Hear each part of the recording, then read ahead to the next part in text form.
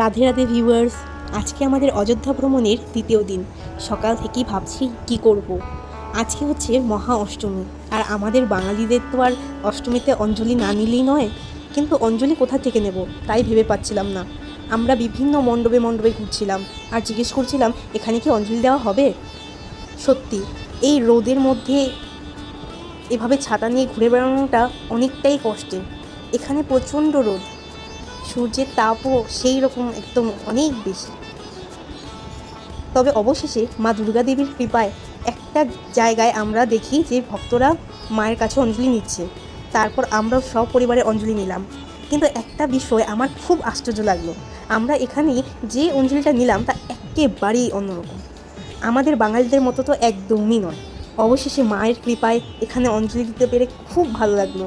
আমি ভেবেছিলাম এবার হয়তো আর অঞ্জলি দেওয়া হবে না, তবে মায়ের কৃপা দেখুন, মা ঠিক আমাদেরকে ডেকে নিলেন। মায়ের কাছে এখানেই আমরা অঞ্জলিটা দিয়েছি। ভিউয়ার্স, এরপর আমরা সকালের খাবার খেয়ে বেরিয়ে পড়েছিলাম ঘুরতে। কিন্তু এখানে এত রোদ, এত গরম যে আমাদের শরীর খারাপ হয়ে যায়, আর আমরা আর ঘুরতে যেতে পারি না। সো অবশেষে হোটেলে গিয়ে রেস্ট নিয়ে দুপুরের খাবার শেষে আবার আমরা বেরিয়ে পড়লাম বিকেলের দিকে ঘুরতে। এখন কিন্তু আবহাওয়াটা কিছুটা মিষ্টি হয়ে গেছে, দুধারে রাস্তাঘাট তো ভীষণ সুন্দর।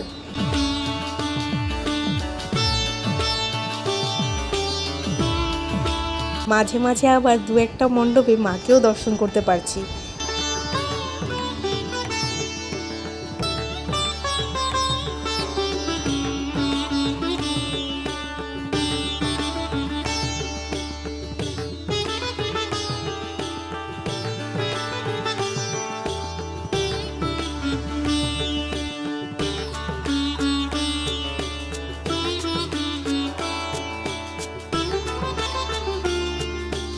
এই আমরা চলে এসেছি দশরথ ভবনে।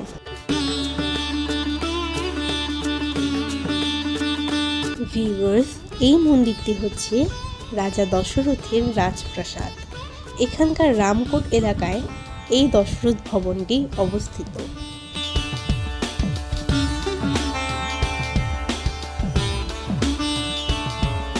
এখানেই ভগবান শ্রীরামচন্দ্র ও ওনার ভাইদের শৈশব কেটেছিল।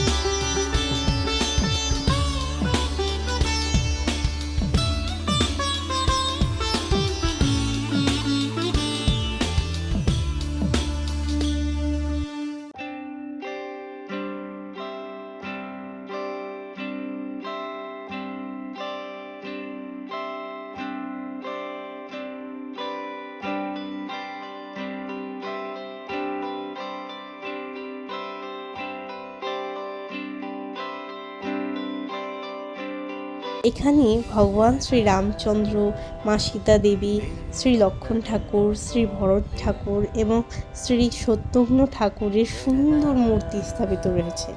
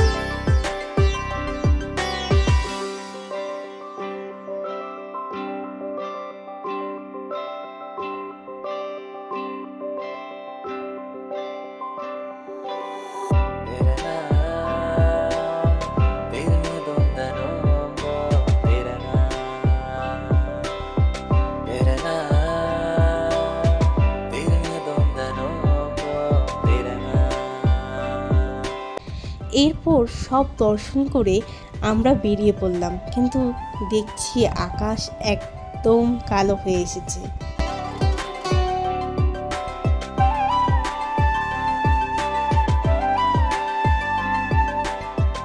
ভিউয়ার্স, এরপর আমরা দশরথ ভবন থেকে বেরিয়ে রওনা হলাম একটি স্পেশাল জায়গার উদ্দেশ্যে। বলবো? ঠিক আছে, বলে দিচ্ছি। সেটি হচ্ছে কনক ভবন।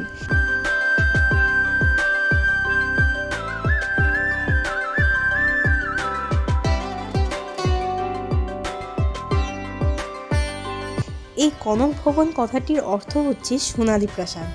প্রভু শ্রী রামচন্দ্র ও মা সীতা ঠাকুরানীর বিবাহের পরপরই মা কৈকেয়ী ওনাদেরকে এই প্রাসাদটি উপহার দিয়েছিলেন, এবং তাই এইটি হচ্ছে ওনাদের একটি ব্যক্তিগত প্রাসাদ।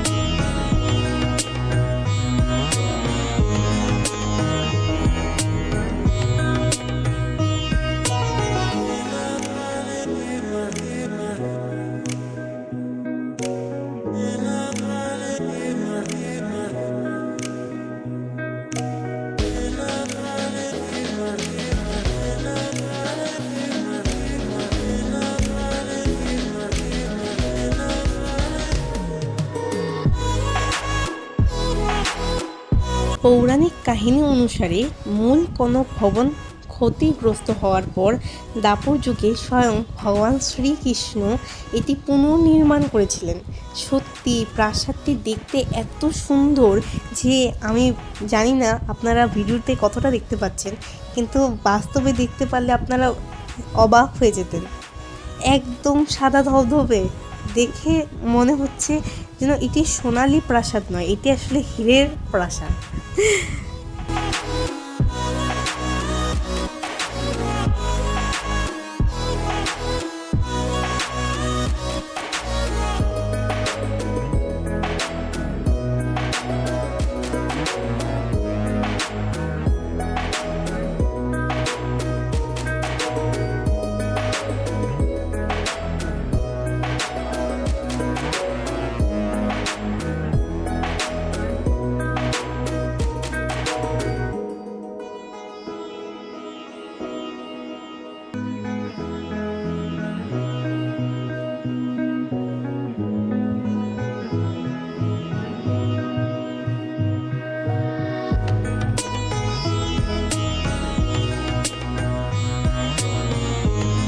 প্রাসাদ দর্শন করতে করতেই হঠাৎ ঝপ করে বৃষ্টি নেমে গেল অনেক জোরে।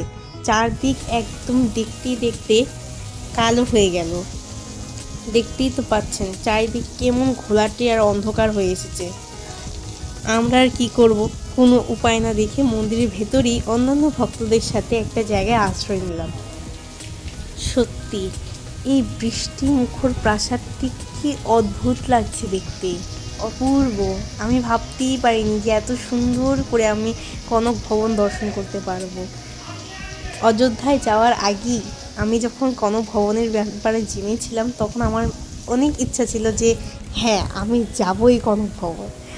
আর সত্যি বলবো, ভগবানের কৃপায় এই বৃষ্টি নামাতে আরও অনেকটা সময় নিয়ে আমি কনক ভবনেই কাটাতে পারলাম। এখানে তো বৃষ্টি হচ্ছে তো হচ্ছেই, আর যেন থামার নাম নেই। এই বৃষ্টি হতে হতেই সন্ধ্যা হয়ে গেল। যাই হোক, অবশেষে আমরা ভেতরে গিয়ে প্রভুকে দর্শন করলাম। এখানে প্রভু শ্রীরামচন্দ্র, মা সীতা দেবী ও বাবা লক্ষ্মণ ঠাকুরের খুব সুন্দর বিগ্রহ আছে, সত্যি খুব সুন্দর। দর্শন করে মনটা একদম ভরে গেল। মন চাইছিলই না আর আসি, কিন্তু কি করব, এবার তো আসতে হবে, আরও তো অনেক দেখা বাকি আছে।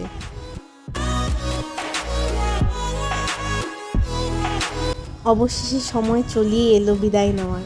প্রভুর কাছে একটাই প্রার্থনা, প্রভু যেন আবার আমাদেরকে এভাবে ওনার ধামে নিয়ে আসেন, ওনার দর্শন দেন। তো ভিউয়ার্স, এই ছিল আমাদের আজকের ভ্রমণের ভিডিও। তো আজকে আমাদের অযোধ্যা ভ্রমণের শেষ পর্ব। তো মনটা খুবই খারাপ লাগছে, কিন্তু আমরা রওনা দিচ্ছি কাশী বেনারসের উদ্দেশ্যে। আপনাদের সাথে আমার নেক্সট দেখা হবে কাশী বেনারসে। সেখানকার আরও সুন্দর সুন্দর মন্দির এবং সুন্দর সুন্দর ঘোরার জায়গা নিয়ে আপনাদের সঙ্গে আমি দেখা করতে চলেছি। সো আমাদের সাথে থাকুন এবং বলুন জয় শ্রীরাম। সো ভিউয়ার্স, আমাদের আজকের ভিডিও এই পর্যন্তই। কাল আমরা রওনা হচ্ছি কাশী বেনারসের উদ্দেশ্যে।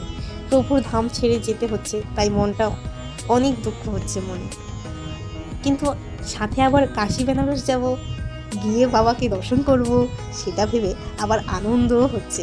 চলুন পরবর্তী ভিডিওতে আপনাদের সাথে কাশী বেনারসে দেখা হচ্ছে।